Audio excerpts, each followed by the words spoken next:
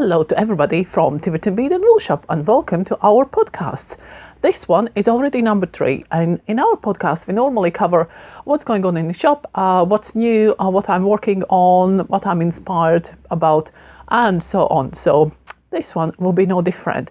So we will start with some things which I kind of partly covered in a previous one, and the first I would like to show you something.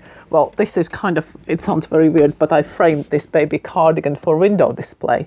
So this one is the one which you saw on the needles last week. And this one is from Rowan Precious Knits using their Cash Soft Merino, and it is beautiful. And the color, really, if I put close, you can see just about. So it's so gentle, it's so pretty. And the beauty of that is, sometimes I find, specifically Rowan patterns are quite generous with their yarn, the details they give you for the yarn consumption, and you always have something left over, which I think in a way it's a good thing, because if you planned your project and you think, that will cost me 10 balls of wool, and you have because of our knitting styles vary, you have 1 ball left over, you think, oh great, I can do something else. But if you are 1 ball short, you know, oh well, now I need to spend money again on another ball. So I would rather, even from shopkeeper's point of view, I would rather customers have leftovers than running out of things, because that changes your budget and everything else. So, and like I said, this one was quite generous, and because I'm quite a loose knitter, so I normally use less yarn than required anyway. And the pattern said 3 balls, and the most annoying thing was I did break into the 3rd ball, but just to do 1 front border. But I had to do it. I can't do it in another color, can I? So I had a ball left over, and in the book there was as well a little hat. The hat is not finished. I knitted it up last night, but I need to do something with the top. I need to put some pom-pom or something and stitch it up and steam it for the window display. And actually that is still left over. So there is enough to do something funky on the top of the hat. So that's about a kind of project we started last week, and some of them finished this week. The other thing, last week I was showing you off this scarf I'm wearing now, and I showed you this kind of unsuccessful swatching with my favorite yellow, and the favorite yellow was discarded. If you want to see it, you need to go back to our podcast number 2, but there is another version. And the camera really doesn't show it to the best, because this one is the most gorgeous color called rhubarb. It kind of, the camera yellows it. It's much more brighter. Would that be better? Yeah, that shows a bit better. And with that, I have put very pale cream and very pale pink kid silk.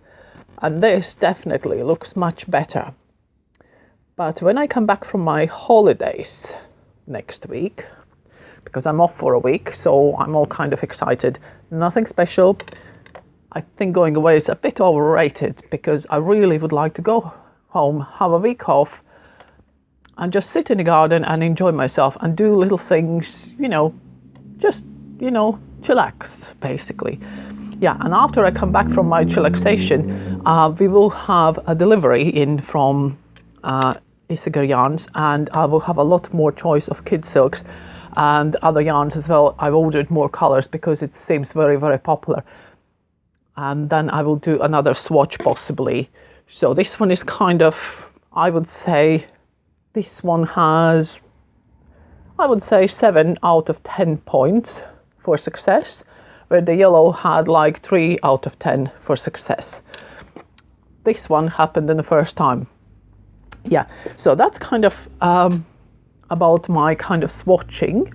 And now this young lady behind me, this beautiful, beautiful yellow poncho is done with that kid silk, which I used for my yellow swatching. But I really love this now. This one is done on machine. It has taken me 6 balls of kid silk, including my little beaded tassels. Can you see there? So just to add a little bit extra weight so it drapes better. But I think it looks really, really nice.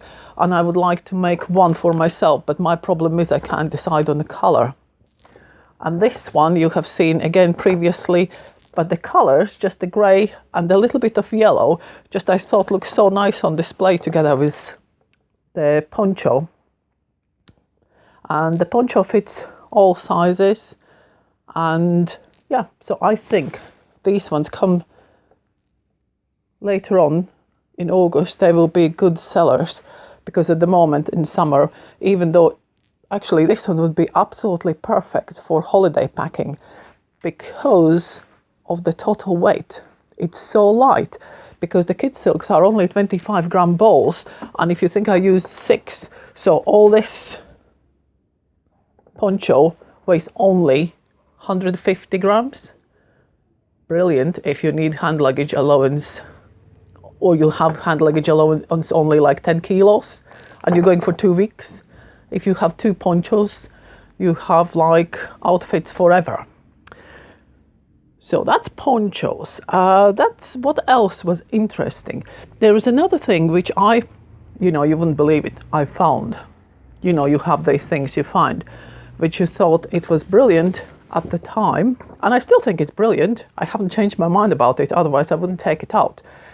But a few months ago I went to trade show, and sometimes at the trade show the interesting thing is you can have a go, you can try products which otherwise we see only online, or we see the pictures, or we have catalogs. And this one is something which a lot of my customers been asking for, Icelandic yarns. And there is a company called Loopy, and I went to their stand and they had this new wonderful product, because their yarn in general is very what I would call woolly wool. So it's quite natural, it's quite coarse, 100% wool. But this one is 100% wool. That's how it comes in these kind of discs, and they call it, no, I need to remember. It's good I have a list. Oh God, where is it? It's called Pluto Loopy. Pluto for a planet. And it is kind of planetary discs. And this one is one of those weird yarns, which is, I think it's still a bit coarse, but it's very soft. And what they have given me as well, they have given me one Pluto Loopy, and they have given me a pattern for a hat to try the yarn out, to see how I feel. And yeah, and I have put this one aside thinking this one is a good kind of autumn project, and I have found it now, and I think next week while I'm off I will have a go. I will knit a hat, because one kind of characteristic of this particular, the Pluto Loopy, is the yarn is quite kind of blown and quite fragile in my opinion. So you see, if I pull it gently, can you see what happens? It pulls apart. So you kind of think like, oh, that's not very good. But that's the characteristic, that's how it should be. And if that happens while you're knitting, so you accidentally sat on a ball and pulled, trust me, it did happen to me. And I thought, like, what's going on with this yarn? Until I realized that I'm actually sitting on a ball and I'm trying to yank the yarn out and I'm tearing it apart. It's not what you know what we do, but the things happen.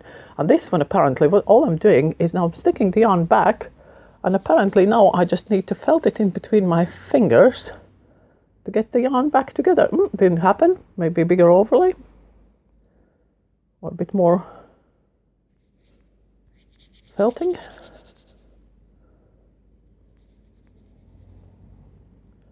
Yep, I think it's happening.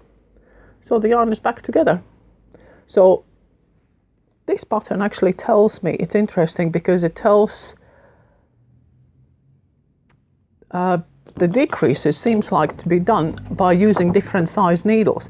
So I start with 10mm needles, then 8mm needles, 6mm needles, and 4mm needles. And yeah, and first thing I think it says me to do, I need to unwind the Pluto loopy into the 2 balls.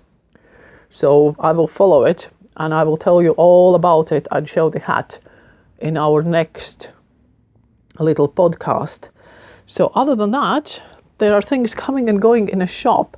It's quite interesting because this time of the year is really kind of, you know, this cool, we feel this excitement of autumn, of the end of August, September, when the knitting season again will be back in a full bore. And yeah, we kind of have all the reps coming again. Decisions need to be made.